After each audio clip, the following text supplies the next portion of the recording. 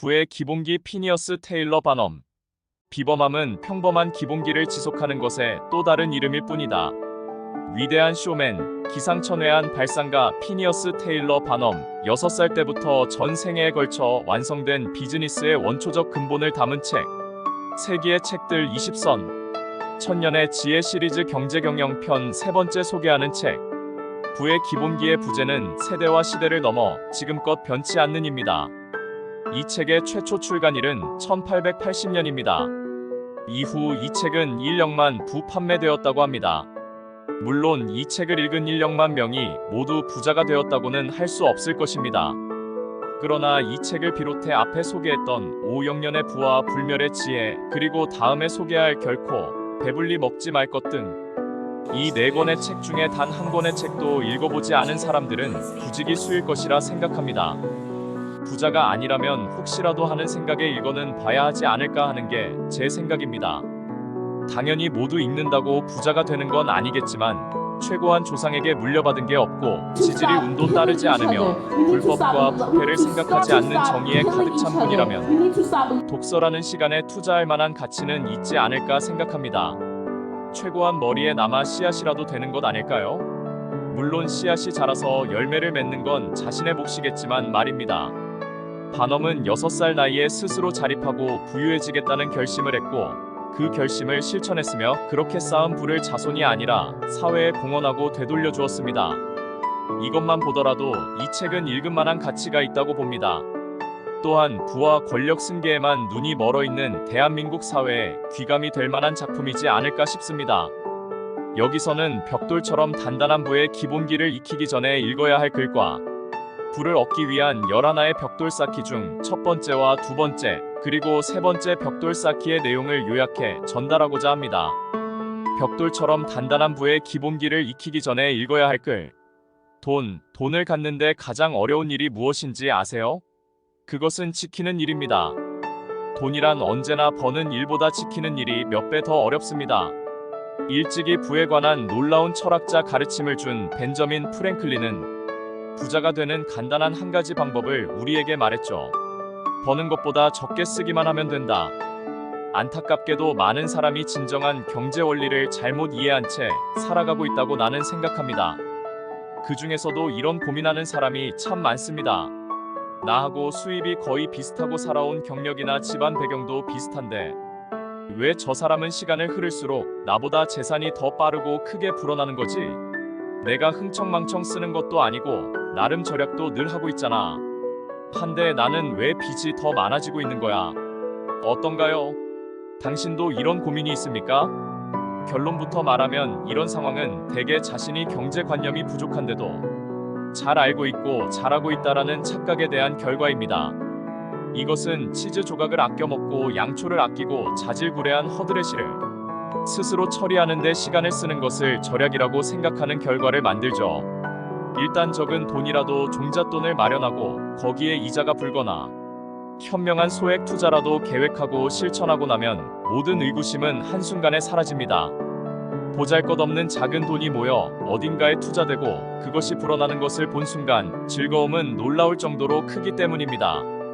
가족과 함께하는 독서나 가벼운 게임은 저축에 즐거움을 주는 덤입니다.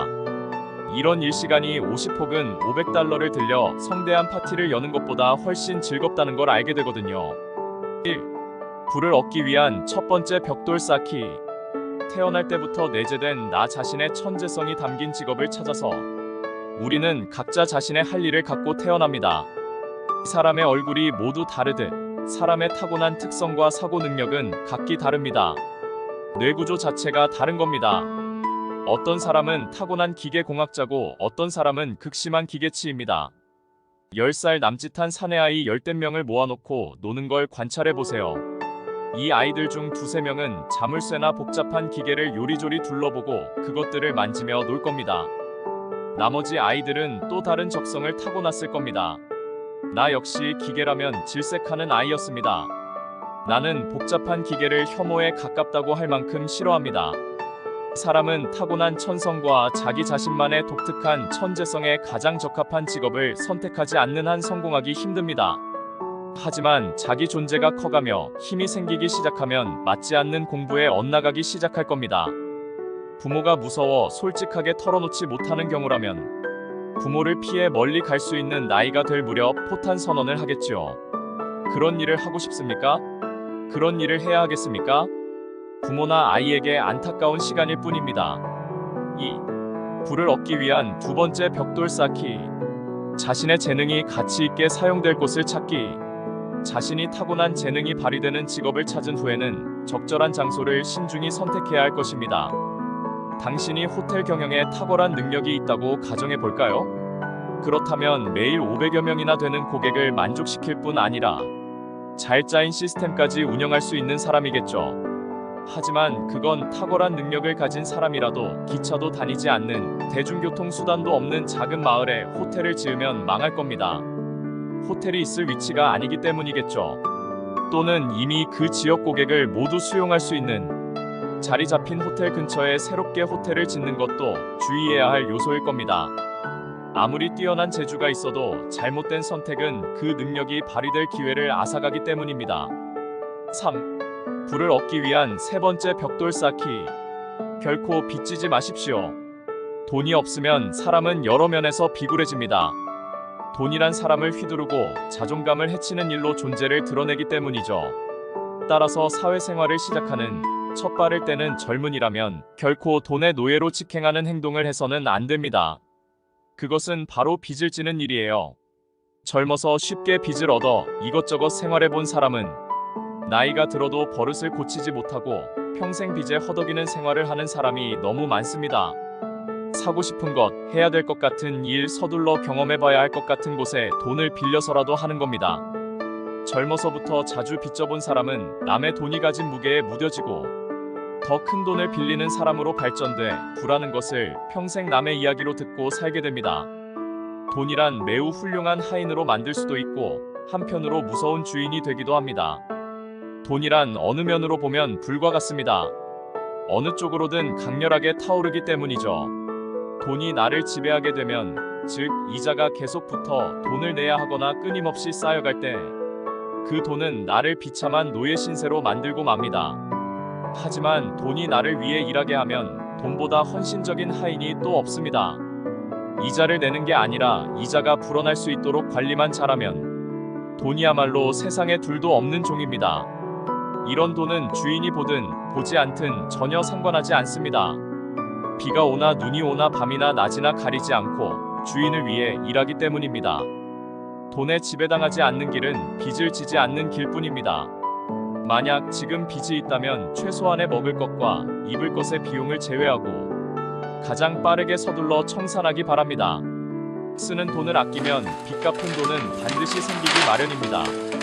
빚은 빚진 시간이 길수록 사람을 노예로 전락시키는 프로그램화되어 있습니다. 빚지지 않는 것이야말로 어떤 연금술사도 찾아내지 못한 현자의 비밀인 것입니다. 지금까지 책부의 기본기의 내용 중 일부를 요약해 옮겨보았습니다. 사실 대부분 사람이 모르는 내용은 없을 것이라 생각합니다. 실천하지 못하는 거지 몰라서 그런 건 아닐 겁니다.